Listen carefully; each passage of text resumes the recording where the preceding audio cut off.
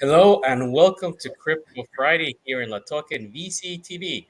My name's Xavier Borgia, VCTV manager at La Token, and like every Friday, we're bringing you innovation, technology, and solutions. During our Crypto Friday session, you get to hear directly from the CEOs, from the project owners, what their project is all about. Today, I'm very glad to present a great project. IoTEX, represented by Larry Peng. Welcome, Larry. How are you? How's it going, Xavier? Nice to meet you, and very excited to jump on La Token TV and share more about IoTeX today. I think we have a lot to cover, and yeah, looking forward to it. Fantastic. Very welcome. And before we move on to the interview, as a reminder to our viewers, you can see previous shows content by visiting latalkin.com/VCTV/shows. You can also follow us on socials like Facebook and Twitter. And if you're watching YouTube, just hit the subscribe button. You always get great content, opportunities, and even giveaways. As an important reminder, anything mentioned here is not any type of financial advice. Please do your research before making any decision. And also note that the choices are yours. And please just do your homework, do your research.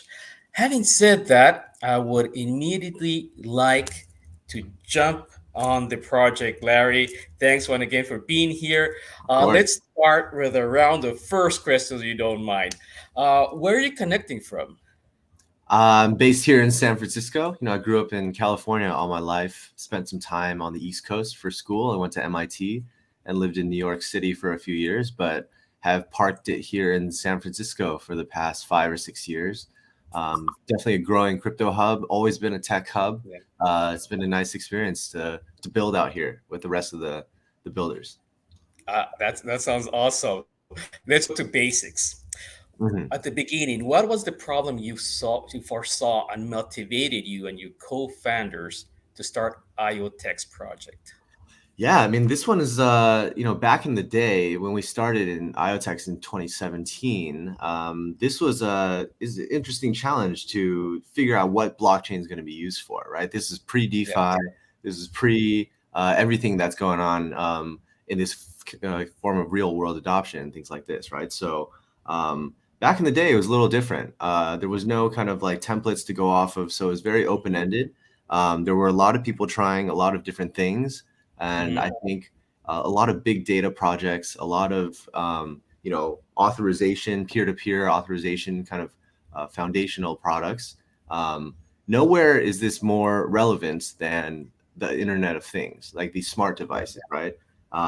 It's just, I think, a recent phenomenon that people start to realize that these devices are penetrating every aspect of our lives. There's Hmm. billions and billions of them out there, capturing an enormous amount of data, and these metrics are only growing year over year, right? So Yeah.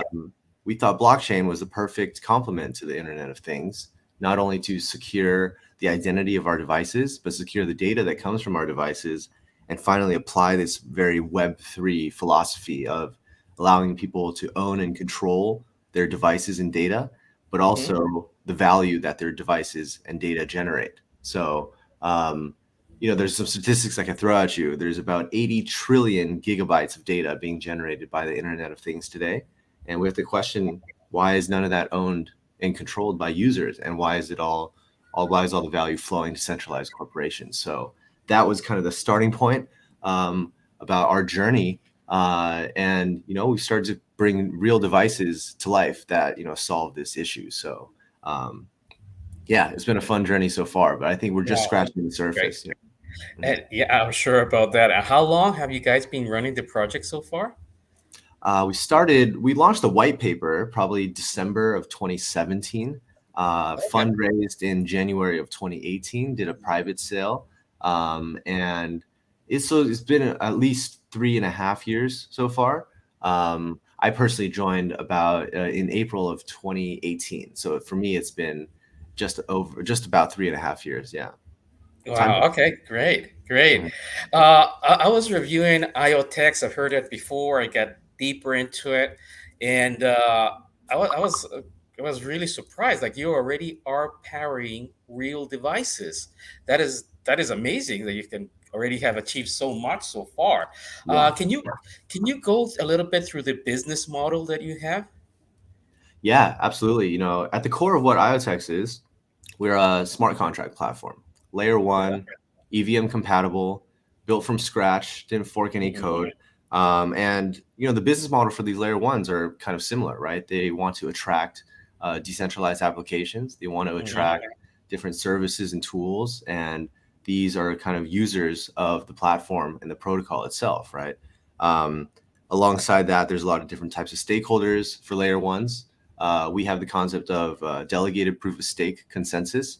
Actually, we wrote one in-house. It's called RollDepos, randomized delegated proof of stake.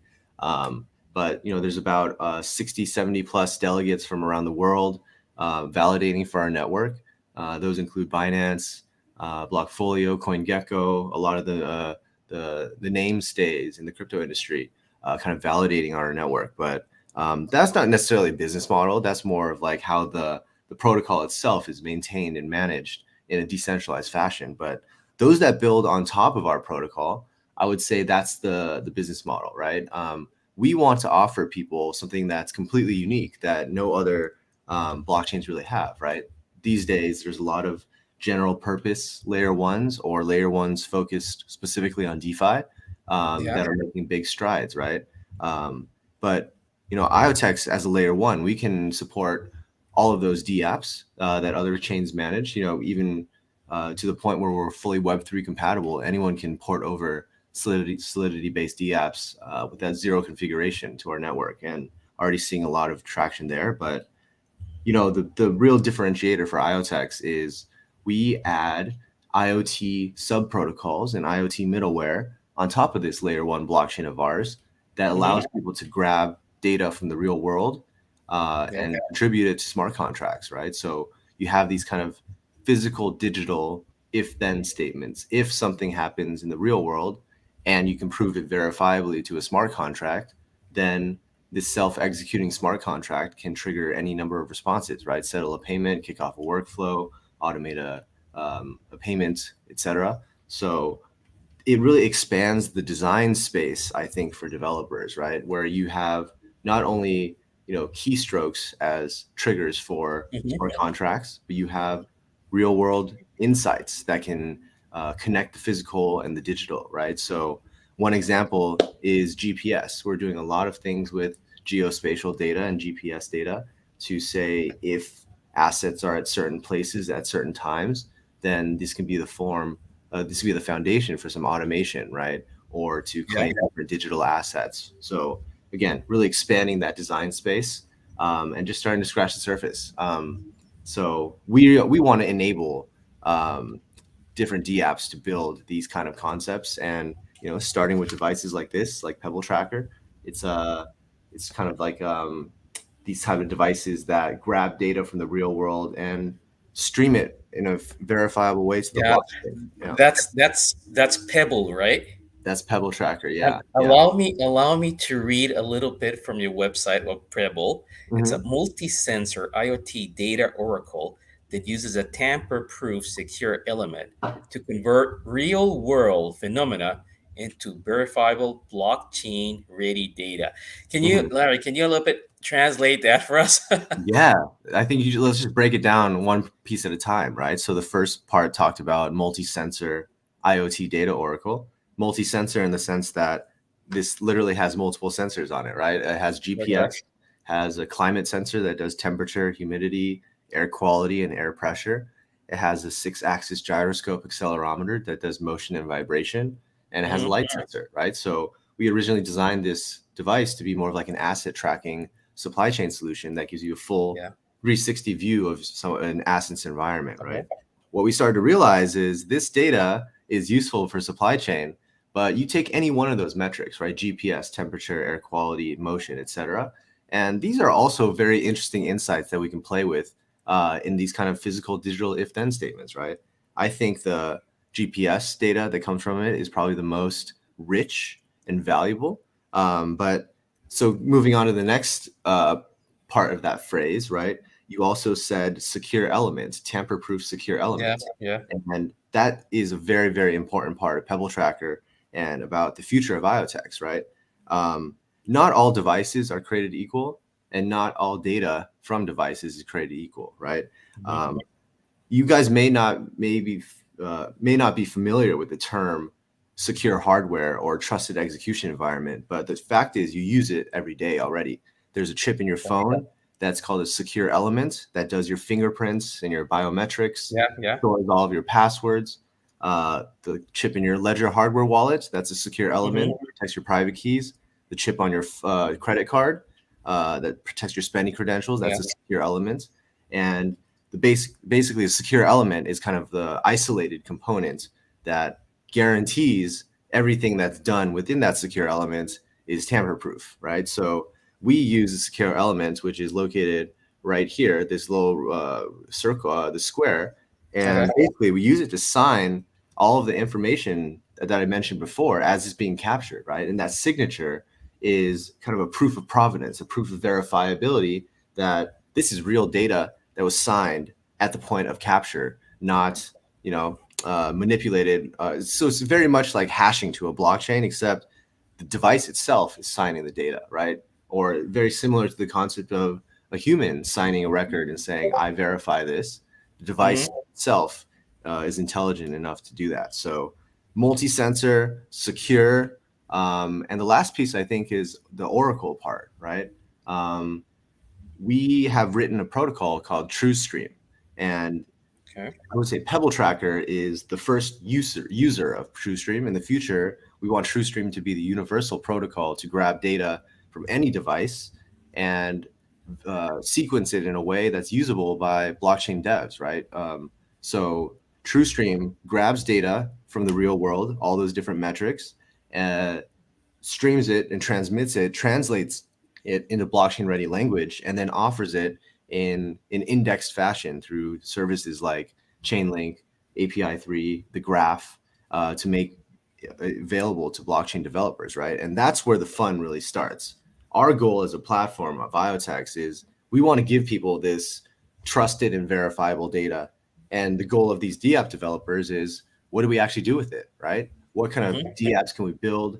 And that's really the exciting part to me, starting to see a lot of people come up with their own ideas about what exactly they want to build and what exactly, how exactly they think the physical and digital worlds will mesh, right?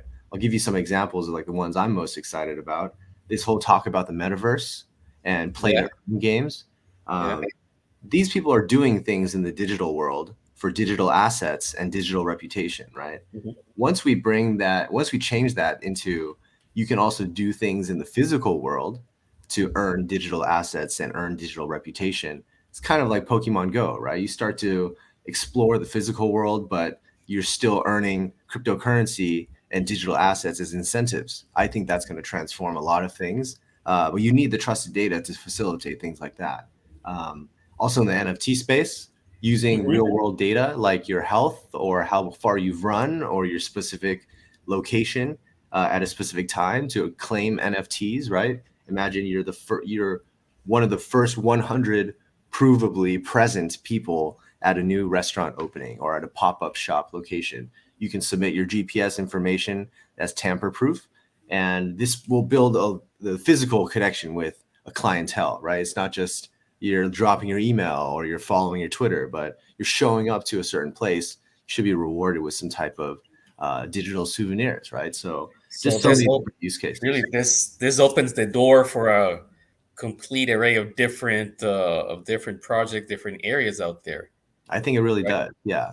And starting with GPS, GPS data is so rich, and especially when you cross-reference this data with some open data sets that, whether it's the routes you've driven or where you've been in the past, the other important part is this all has to start from a point of like user centricity, meaning the data about where I've been has to be owned by me, and I have to be able to authorize it selectively as I choose to different parties. So that's very important. The privacy, user ownership part of all of this, and blockchain really helps with that for sure. And IoTEX is the pioneer in this right now at the moment, right? With everything that you explained. I think so. There's a lot of people working in different aspects of blockchain and IoT. Helium's making great strides with their connectivity network. IoTEX is really focused on device identity, real world data oracles, and facilitating these things to happen with DApps. So there's multiple layers of tech stack that are required to make the IoT happen. Just like we talk about layer 0 as the networking layer 1 as the consensus layer 2 as the application layer. Once you add hardware, then you add a few more layers on top of that, right? It's like the Yeah. devices itself need connectivity, whether it's Wi-Fi, cellular, LoRa, Bluetooth, whether the device itself need battery supply, whether that's solar, battery powered, or electricity plug-in powered, and it just adds a little bit more complexity to mesh those two sets of layers together. But once you do, I think, exactly like you said, it's going to open an entirely new category of use cases. When you combine tamper-proof hardware with tamper-proof software in the form of blockchain, you're going to get tamper-proof applications that really combine Yeah, the two I components. think if we would brainstorm right now, we would come up with like 100 different ideas, different applications.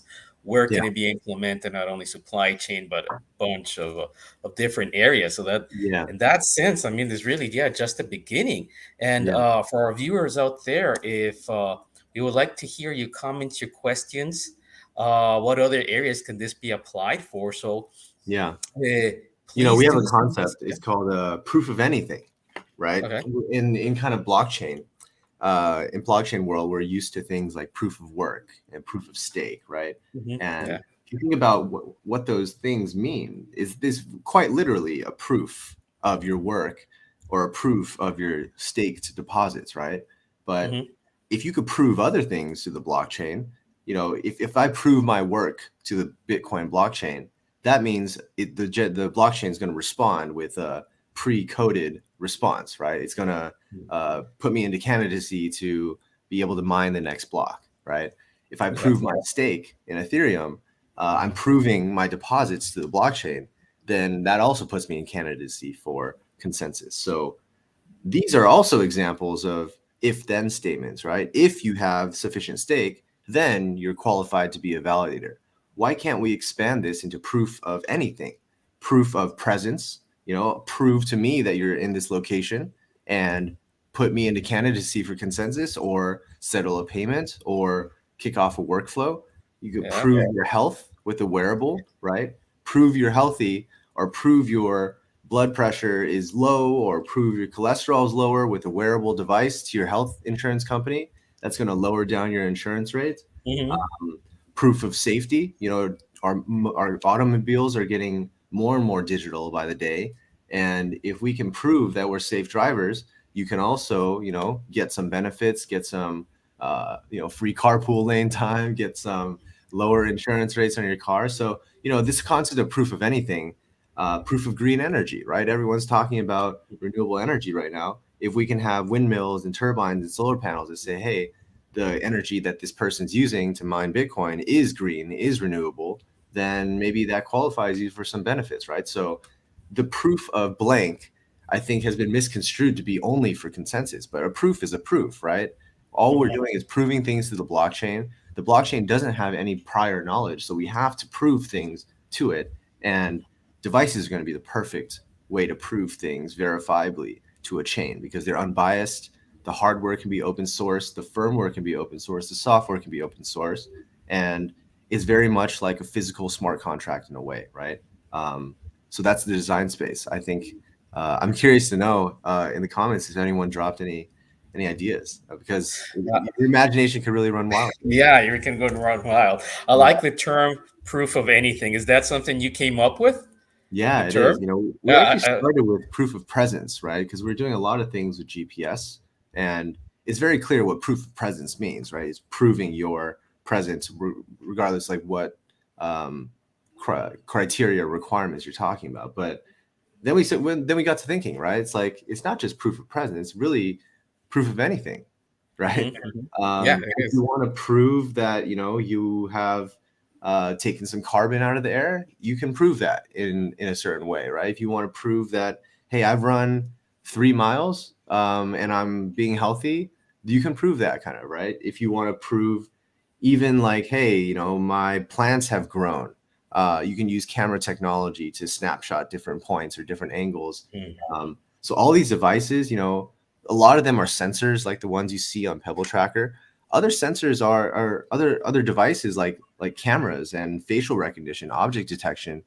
Cameras are just advanced light sensors in itself, right? And if we can have cameras that prove certain things, like, hey, proof of happiness, right? It's going to measure the time you're smiling when you're driving. This is not just Or something I'm yeah, making up. Like, patterns there's of working about on yeah. these kind of things to make sure their truck drivers are awake and happy while they're driving, right? And you can attach any business logic to these triggers. That's a really exciting part, right? So No, the gift that's part, yeah, and then fascinating. mhm. And yeah, so remember, viewers, you heard it here first. Proof of anything will be the future. Now, for our viewers, if you want to learn more about IoTeX, you can do so. Please visit the websites www.iotx.io, or simply go to lawtalking.com, click on the exchange button, just type in the name of the project, and you will be able to see more information about it. Let's continue, Larry, for another question. Mhm. How does the IoTX token get involved in the whole project and the ecosystem? Yeah, so IoTeX is the native currency of the IoTeX network, or IoTX, now listed on, many global exchanges, hopefully lock token soon, right? Yeah. Um, IoTeX is the native token of the IoTeX network, right? You can use it to stake and participate in governance and consensus. You Okay. can use it as gas to power transactions and smart contracts. And one important thing about IoTeX is it's also a deflationary token in the sense that we have a burn drop tokenomics design where for every new device like Pebble Tracker or another device we haven't talked about, UCAM, or Raspberry Pis, Arduino, ESP32 boards, for every one of these devices that has an IoTeX identity registered, we burn and drop a certain amount of IoTeX to long-term stakeholders. So that burning action, which, if you think about like Ethereum EIP 1559, they burn tokens in relation to network activity, right? Point blank period. We are doing the same thing. And we launched Burn Drop about 6 to 9 months ago, where we tie the success of our network, an important KPI for us is number of devices. We tie that network activity to something that benefits all token holders, which is burning some tokens, right? So that type of a model, which makes IoTX a deflationary token over time, I think is quite interesting. But with a native token, some people have two token models. We've kind of bundled the utility and the governance into one, and we've found really great success with that so far. About 40% of the total supply is staked, and even more is locked in other kind of DeFi liquidity pools or yield farms or things like this. So we're really excited to see the growth in IoTeX price. But really, the most important part for us is seeing the expansion of IoTeX holders, right? With all this crazy activity with IoTeX lately, we've seen, the price grow a lot, but also the web traffic and the number of wallet downloads has been really inspiring for us. So yeah, check out IoTX. There's a lot of ways to use it in the network, access all the DApps, stake, a lot of cool stuff going on. So. Right. So now that we're talking about that, let's talk about the benefits for investors. Mhm. What can investors expect when investing in an IoTX token? Yeah, as another proof of anything that I think is very important these days, I think proof of product for a blockchain is super important these days, right? We're not in 2019 anymore, or 2020 even, where everything was very still theoretical, right? Everyone's looking at white papers to see who's for real, who's not. Yeah. Those people that can't read GitHub code are looking to influencers to see what's, what's real and what's not, right? So we're past that phase now, right? There's very real on-chain metrics like TVL. There's very real qualitative things like, do they have working products? And I think urge everyone to look for blockchains and projects that are building real products, right? And in that sense, IoTeX has everything to show and nothing to hide, right? I think we have a very flourishing ecosystem of dApps being launched on our platform, from decentralized exchanges to yield farms to these kind of physical digital games, healthcare related dApps, the likes, right? And we also have these several devices. Like one of them that we haven't mentioned yet is called UCam. It's a home security camera that allows you to own your data exclusively, just like your Bitcoin wallet, your keys, your funds. We apply this to smart devices, so it's your keys, your data. Already sold about 7,500 units around 63 countries for UCam, and we expect similar success with Pebble Tracker. So, blockchain and IoT is hard. I think we're the first to really launch consumer and developer facing products that are not just products in themselves, but they're also templates for other people to mimic and Yeah, to build build similar upon. hardware, right? So yeah, shout out to everyone building real products out there. That's kind of what I would say is the benefit to investors is IoTeX, our mainnet has been live since 2019.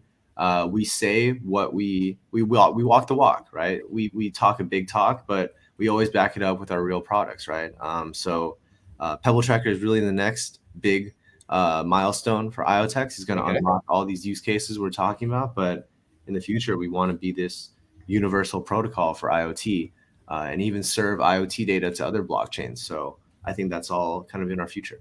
And once again, to our viewers, please visit iotex.io. You can find all the information we're talking about Pebble, UCAM, the roadmap. Everything is contained there, or you can go to locktoken.com Mhm. and also view information there.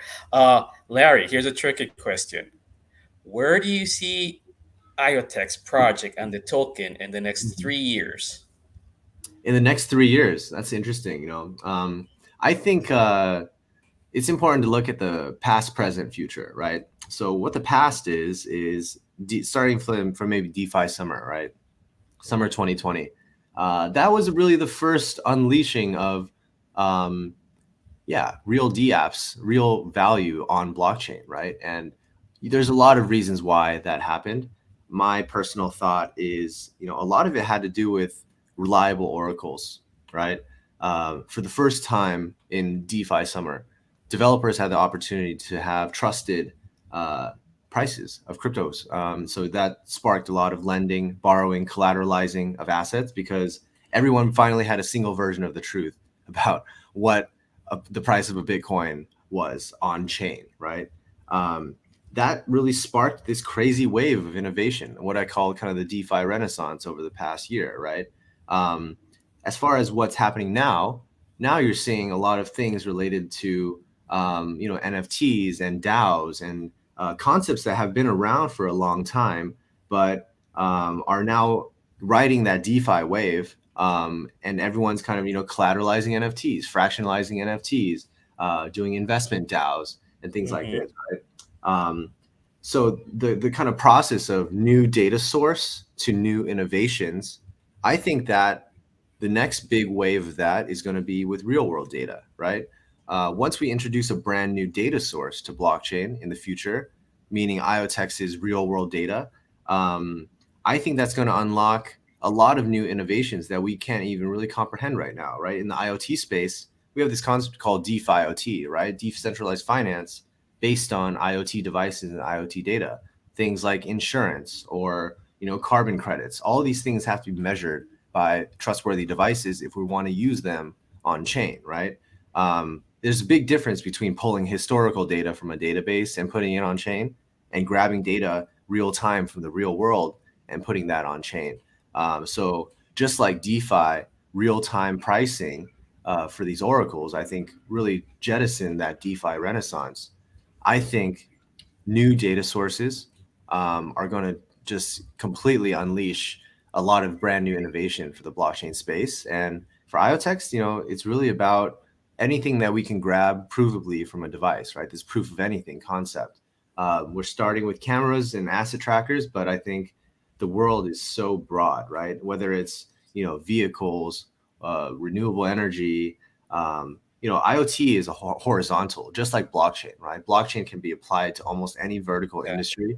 IoT and blockchain as well, right? Whether it's agriculture, smart city, smart home, transportation, aviation, satellites, the list goes on and on and on. Everything's going to be using devices in the future. And I think if you view every device as a data source for blockchain, then you start to realize the real scope and magnitude of what we're talking about here, right? So that's why I think the next few years are going to be really exciting for IoTeX as we add new data sources, we add new DApps that are going to come out of it, even some we can't even imagine right now, right? So yeah, that's what we're really excited for. No, it's super exciting what's happening right now with everything you told us. I think IoTeX is really going to make a great impact. It's really ambitious at the same time. Mhm. And I'm sure people right now are checking on your website. I want to know more about it. Yeah. They're going to be like, give me more information. Hey, Larry, let's move on to the final questions. Mhm.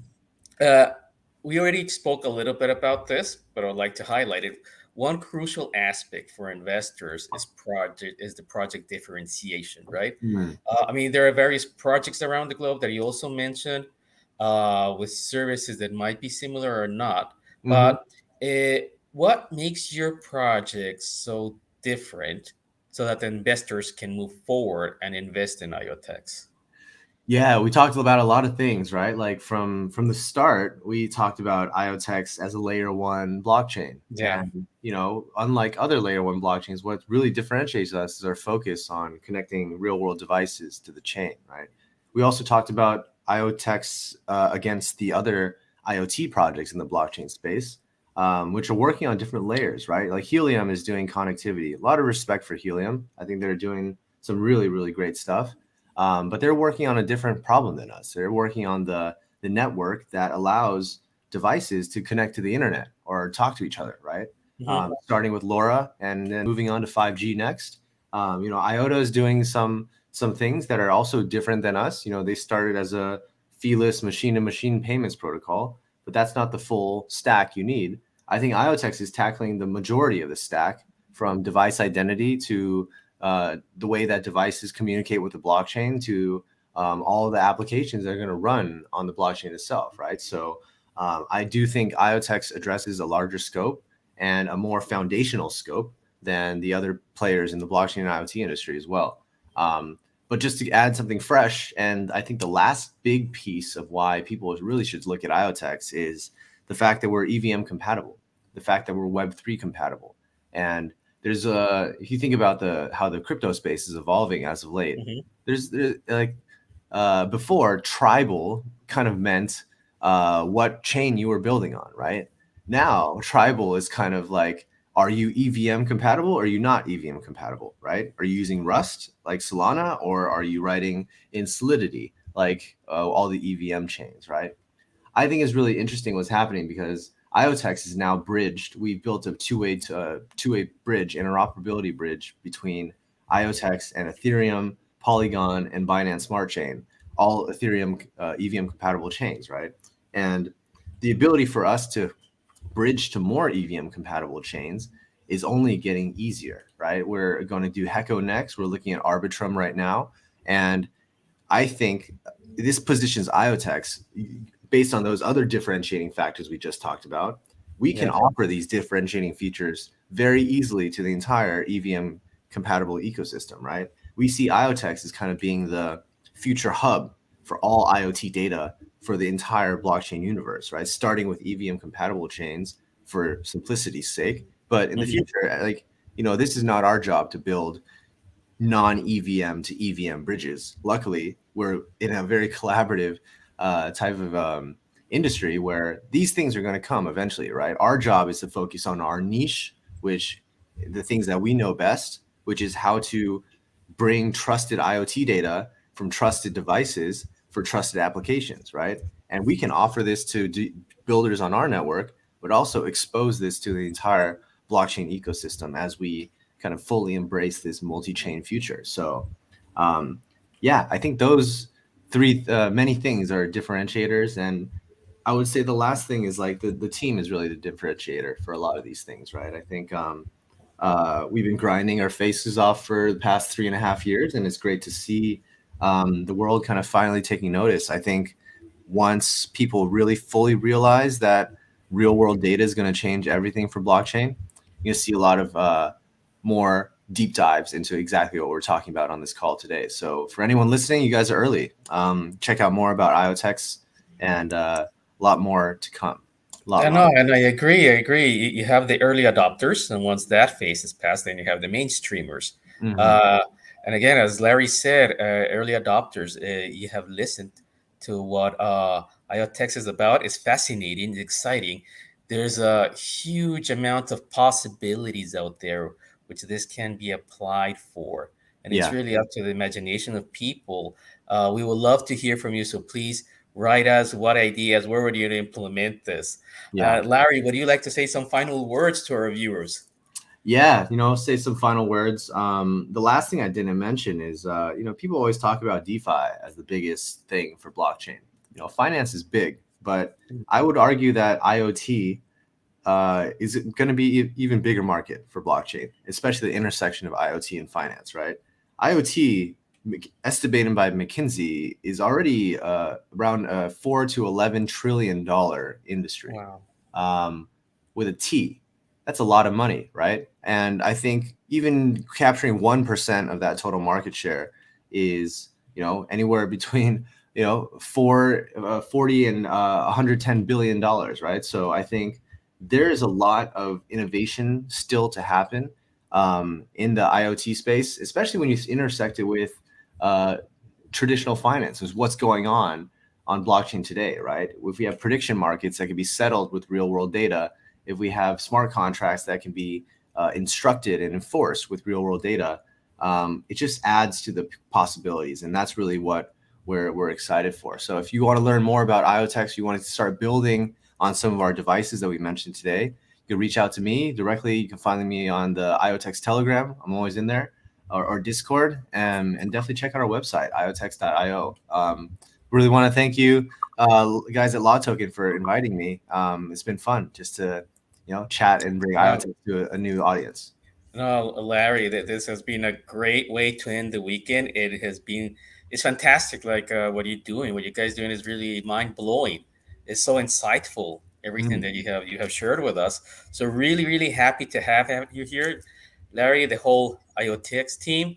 Thank you for your time. I know you're really busy changing the world, and as literally changing the world as we know it, gonna make it a better place. So, Larry, thank you so much for sharing all that information and Definitely. also your valuable time. To our viewers, remember, please visit the IoTeX website, visit latoken.com. We're also going to be featured there. And any question or comment you have, we would love to hear from you. So, once again, thank you, Larry, very much. Thank you to our viewers. Have an amazing weekend and stay safe. Thanks, guys.